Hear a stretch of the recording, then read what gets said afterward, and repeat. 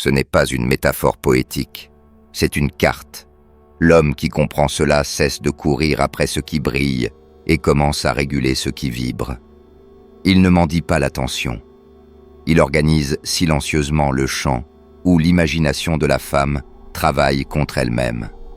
L'attraction n'est pas une ovation, c'est un dérèglement mesuré. Et celui qui mesure le dérèglement commande le résultat. L'illusion moderne est infantile. Les hommes croient que le désir féminin naît des mots, des compliments, de l'attention. Comme si la romance était une application à récompense instantanée. Plus ils parlent, moins ils disent. Plus ils expliquent, moins ils valent. Le désir pourtant ne naît pas de l'abondance. Il naît de la rareté et de l'incertitude. Ce qui est rare déstabilise. Ce qui est prévisible engourdit. Ce qui n'est pas immédiatement donné réveille le corps. Et une fois le corps éveillé, l'esprit court pour justifier pourquoi. L'imagination accomplit ce que les mots ne pourront jamais atteindre. Il existe une douleur que les hommes ne confessent jamais. Ils cherchent la sécurité émotionnelle. Ils veulent garantir la paix avant la bataille. Mais biologiquement, une femme ne répond pas à la paix. Elle répond à la tension entre le contrôle et le risque. C'est la friction entre ce qui pourrait être et ce qui ne l'est pas encore qui allume l'étincelle de l'intérêt. Offrir trop de confort, c'est offrir une anesthésie. Offrir une esquisse subtile de risque, non pas de la témérité, mais de l'énigme. C'est offrir la vie. Le confort endort. La tension éclaire. La tension calibrée ne blesse pas, elle sculpte. Machiavel n'a jamais écrit sur la séduction, mais il a écrit sur la nature humaine. Et la nature humaine ne change pas avec les hashtags. Les hommes sont davantage mus par l'espoir du gain que par sa possession. La même loi gouverne le désir féminin. Le désir vit dans le presque, pas dans l'avoir. Le presque est un investissement. Le presque est un récit. Le presque est l'espace où l'esprit crée des scènes, projette des sens, multiplie les sensations. Quand on donne tout, on tue l'espoir. Quand on suggère et qu'on soutient, on nourrit l'attente. L'homme anxieux donne, l'homme stratégique mesure, et celui qui mesure crée de la valeur. Jung appelait l'ombre ce que la conscience tente de nier, mais que le corps reconnaît.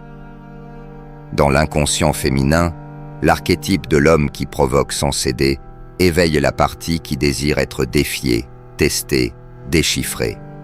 Il n'est pas une caricature de Playboy.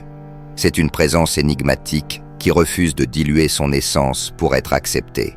Il apparaît entier, et c'est précisément parce qu'il ne se dissout pas qu'il force la psyché féminine à quitter le confort pour entrer dans le jeu. L'ombre bouge lorsqu'elle rencontre une barrière. Le désir croît lorsqu'il rencontre une forme solide. Le liquide cherche le récipient. L'énergie cherche le contour. Sans contour, elle se répand et se perd. L'homme ordinaire tente de convaincre. L'homme anxieux tente d'expliquer. L'homme qui comprend le jeu n'explique pas.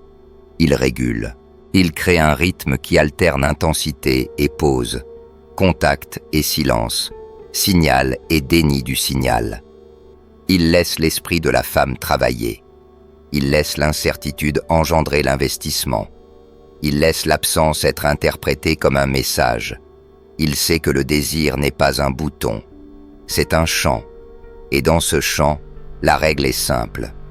Celui qui règle la tension règle la hiérarchie. Et celui qui règle la hiérarchie récolte le respect avant le plaisir. C'est pourquoi le langage du pouvoir n'est pas l'insistance, mais la retenue. L'homme qui maîtrise la tension émotionnelle éveille le côté sexuel d'une femme sans jamais la toucher. Parce qu'il touche d'abord ce qui gouverne tout, le psychologique. Quand le symbole change, le corps suit. Quand le rythme change, la réponse change. Quand le besoin se tait, la présence domine. Et quand la présence domine, le reste, les regards, les gestes, l'abandon, devient conséquence. Le jeu commence avant le mot. Le jeu commence quand on cesse de chercher la sécurité et qu'on commence à émettre une tension calibrée. Le jeu commence quand on comprend que le désir, c'est du pouvoir, et que le pouvoir, avant tout, c'est la maîtrise de soi. L'erreur invisible, c'est de croire qu'il faut créer une connexion quand il faut créer une tension. L'homme moderne approche une femme en cherchant de la chaleur. Il veut être aimé, accepté, se sentir en sécurité. Mais la sécurité tue la polarité. Et la polarité est la racine du désir. La connexion est la dernière étape de l'attraction, pas la première. Plus on tente de créer une connexion prématurée, plus on dissout le mystère qui aurait pu la générer naturellement. L'erreur d'un homme est de croire qu'une femme tombe amoureuse du confort émotionnel, alors qu'en réalité, elle tombe pour la dissonance entre la curiosité et le contrôle. L'inconscient féminin ne répond pas à la sécurité, il répond à la gravité émotionnelle. Une femme ne cherche pas un homme qui lui donne tout, elle cherche celui qui la fait ressentir. Et ressentir ne se construit pas par des explications. Cela se construit par l'échange d'énergie. Tandis que l'homme moyen raconte sa vie, l'homme stratégique crée la présence. Il ne comble pas le silence avec des mots. Il l'étire jusqu'à ce qu'elle commence à parler la première. Il laisse le vide travailler pour lui. Et plus elle parle, plus elle s'investit. Et celui qui s'investit en premier est déjà en train d'être conquis. Machiavel aurait dit que les hommes doivent être caressés ou annihilés. Transposé dans les dynamiques de l'attraction, cela signifie « ne sois pas neutre ». La neutralité est la mort de l'attention. On n'éveille pas le désir d'une femme en étant disponible. On l'éveille en étant imprévisible. La prévisibilité, c'est le confort. Et le confort tue l'instinct. Le champ émotionnel du désir est régi par une loi simple. Elle doit toujours sentir qu'elle gagne quelque chose qu'elle pourrait perdre. Non pas parce que tu manipules, mais parce que tu valorises ce que tu offres. Schopenhauer expliquait que la volonté gouverne avant que l'intellect ne comprenne. En d'autres termes, l'attraction se produit avant que la logique n'intervienne. C'est pourquoi une conversation rationnelle ne crée jamais de magnétisme sexuel. Elle crée de la fraternité. Elle te place dans la catégorie du gentil, du sûr, de l'inoffensif. Mais le désir n'apparaît qu'en présence de risque. L'homme qui élimine le risque élimine le mystère. L'homme qui élimine le mystère élimine le désir. La psyché féminine ne recherche pas l'équilibre, elle recherche le mouvement. La tension est la danse des contraires, lumière et ombre, distance et proximité, tendresse et retrait. Retire l'un et tu retires le pouls de l'attraction. L'homme moderne se sabote en cherchant la validation au lieu de la gravité. Il veut être aimé pour sa bonté et non désiré pour sa force. Mais l'admiration n'éveille pas le corps. La polarité, si. Tu peux faire admirer à une femme ta discipline, ta gentillesse, tes efforts, et pourtant, elle ne ressentira aucune attirance. Parce que l'admiration touche l'esprit, pas l'instinct. L'attraction n'est pas de la gratitude, c'est de la projection. Elle naît de ce qu'elle imagine de toi, non de ce qu'elle sait. Plus elle imagine, plus elle s'investit. Et plus elle s'investit, plus elle désire. C'est pourquoi la connexion est une conséquence, pas une stratégie. La connexion naît après que la tension a prouvé sa valeur. Un homme qui commence par connecter, c'est comme un général qui négocie avant de dégainer son épée. Il sera respecté, mais jamais craint. Et sans crainte, il n'y a pas de désir. Chaque femme, consciemment ou non, évalue la hiérarchie émotionnelle dans les premières minutes d'interaction. Si tu parles trop, tu perds le leadership. Si tu te justifies, tu abdiques le trône. Celui qui gouverne l'attention gouverne la perception. Et la perception est le royaume où naît le désir. Le mécanisme du désir n'est pas dans le don total. Une femme ne désire pas l'homme qui lui donne tout. Elle désire celui qui retient ce qu'elle convoite. Le désir naît du contraste. Il a besoin de tension, de friction, d'incertitude. Quand quelque chose est entièrement offert, il perd sa valeur symbolique. Quand quelque chose est retenu, il devient sacré. C'est pourquoi les hommes qui essaient de prouver leur valeur par l'excès échouent toujours. Le désir ne vit pas dans l'abondance, il vit dans la rareté. La psyché féminine ne tombe pas amoureuse avec la logique, elle tombe dans le rythme. Elle ne se rend pas aux mots, mais aux sensations. Quand tu remplis chaque silence, tu ne laisses aucun espace à son imagination. Et le désir est une créature de l'imagination. L'esprit d'une femme se nourrit d'ambiguïté. Elle a besoin de brèches pour projeter du sens. Moins elle sait, plus elle interprète. Et ce qui est interprété devient personnel. Cela devient réel. Parce que le cerveau ne fait pas la différence entre ce qui est vécu et ce qui est intensément imaginé. C'est pourquoi les plus grands séducteurs n'expliquent pas, ils suggèrent. Machiavel aurait admiré cette stratégie. Il disait que les hommes sont mus par deux forces, la peur et le désir. Une femme désire ce qu'elle sent, ne jamais pouvoir totalement posséder, non parce qu'elle veut dominer, mais parce qu'elle cherche le mouvement. L'admiration statique se transforme en ennui. L'incertitude dynamique devient obsession. Lorsqu'un homme devient trop accessible, il devient une équation résolue. Mais lorsque son énergie oscille entre proximité et détachement, elle commence à investir pour le décoder. Et plus elle essaie de comprendre, plus elle est déjà perdue. Car dans le jeu du désir, celui qui cherche à comprendre a déjà capitulé. Jung écrivait que l'ombre féminine cherche une présence masculine capable d'éveiller son chaos sans détruire sa structure. L'homme qui incarne une intensité calme devient cet archétype. Ce n'est pas celui qui crie, ni le pitre, ni le charmeur. C'est celui dont le silence a du poids. Il ne séduit pas par le bruit, mais par la gravité. Il ne court pas après l'attention, il la fait graviter autour de lui. Son absence devient présence. Sa retenue devient combustible. Car l'attention n'est rien d'autre qu'une énergie retenue, et une énergie non libérée se transforme en fascination. Une femme ne désire pas la paix, elle désire la polarité, l'étincelle émotionnelle qui surgit quand elle perçoit la dominance sous contrôle, l'homme calme qui pourrait exploser mais ne le fait pas, celui qui pourrait dévorer mais choisit d'observer. C'est là tout le paradoxe du désir. Les femmes ne cherchent pas un romantique désespéré, mais un prédateur contenu, car le prédateur ne recherche pas l'approbation.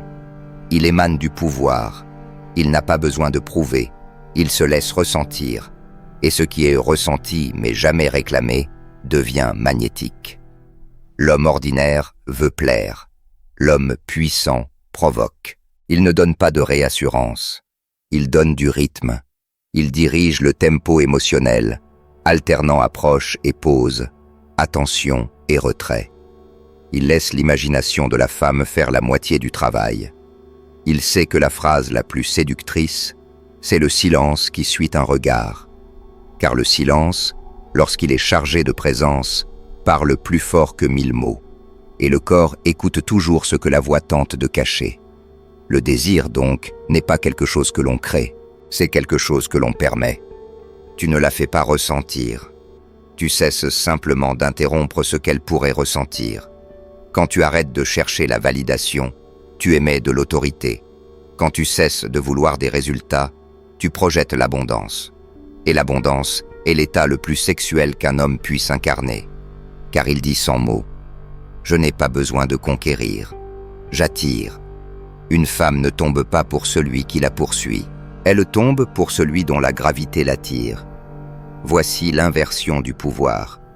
Celui qui cherche à prouver sa valeur devient la proie de celui qui se contente d'être.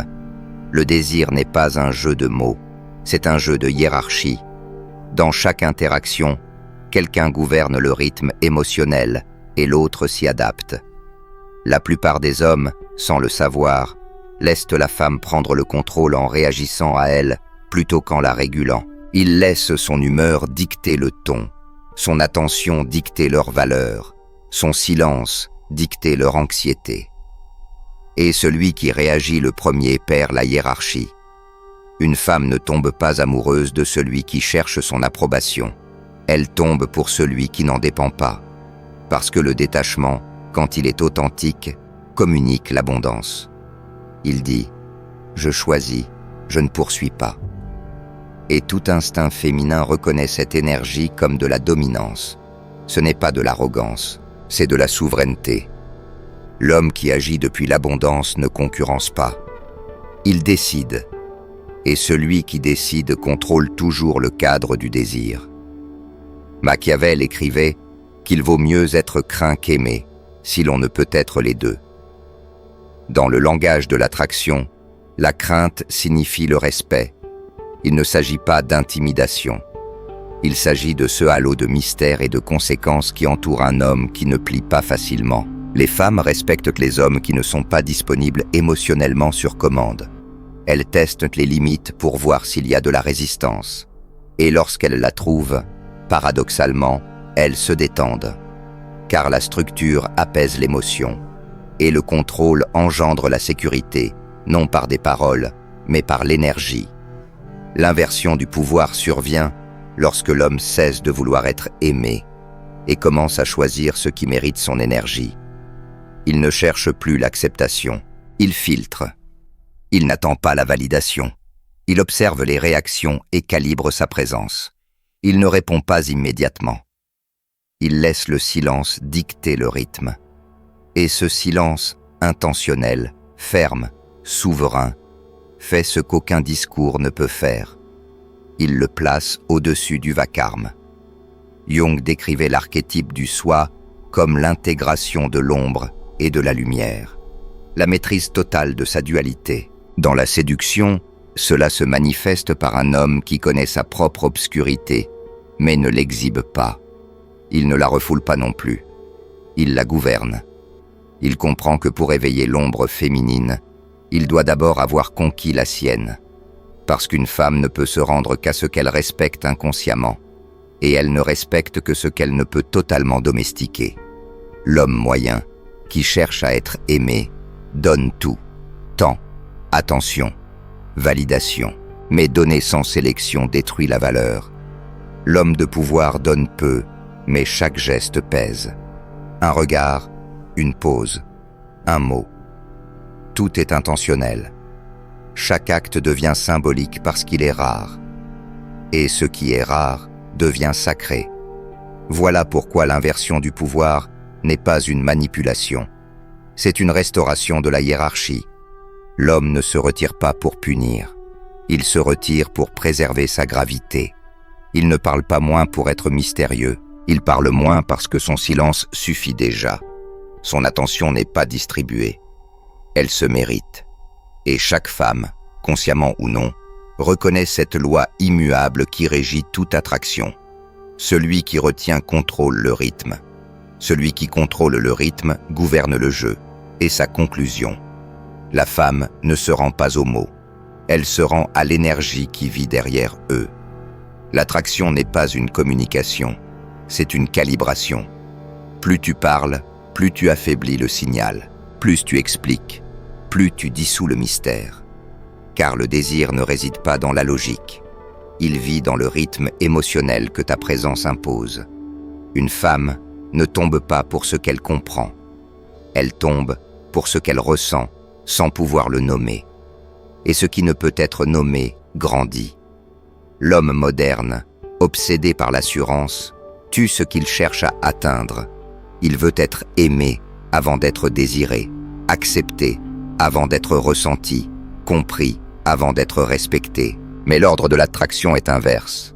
D'abord l'attention, ensuite le respect, enfin la connexion. Celui qui cherche trop tôt la sécurité émotionnelle finit enfermé dans le confort d'être gentil. Et le gentil n'éveille jamais l'instinct, parce que le désir ne naît pas de l'égalité, il naît du contraste. Machiavel dirait que toute relation est une lutte d'influence. Dans le champ de la séduction, l'influence est invisible. Ce n'est ni domination ni soumission, c'est une question de rythme. Quand tu contrôles le rythme, tu contrôles la perception. Et quand tu contrôles la perception, tu gouvernes l'émotion. L'homme qui gouverne l'émotion gouverne tout, même lorsqu'il semble ne rien faire. Car la véritable séduction Ce n'est pas le mouvement, c'est la gravité.